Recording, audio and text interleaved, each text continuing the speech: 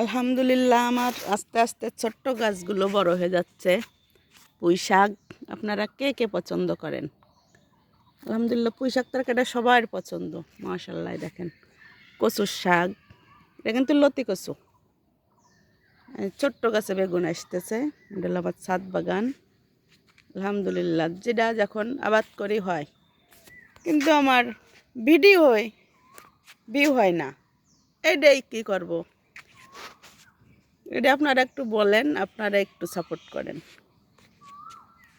সকালের শীত নাই অবশ্য, যতটুকু আছে কুয়াশা, হলো সকালের দৃশ্য। মাশাল্লাহ নতুন পাতা জ্বালাই গেছে গাছগাছালিতে। কয়দিন একটু খালি ছিল গাছগাছালি, আল্লাহ দিলে আবার সব ভরপুর। ছাদে আমরা ধুনে বুনি, একটু বড় হইলে খাই, আল্লাহ দিলে আবার বুনি। এই যে এইবার দিয়ে 3বার বোনা হইলো ধুনে, দেখেন মাশাল্লাহ। আল্লাহ দিলে ছাদে যখন যেটা আবাদ করি সেটাই হয়। আম গাছ আছে, সব পদের সবজি আছে। আশা করি সবাই ভিডিওটা দেখবেন, একটু ফলো করবেন, এটাই সবার কাছে চাওয়া থাকলো। আর তো কিছু চাবো না, কিছু দেবেনও না, একটু ফলো করবেন, কমেন্ট করবেন, এটাই সবার কাছে চাওয়া।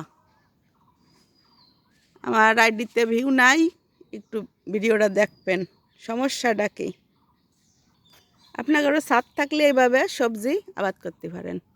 এটা ড্রাম, এটা লিদার, বালতি, সব পদের সব কিছু আছে।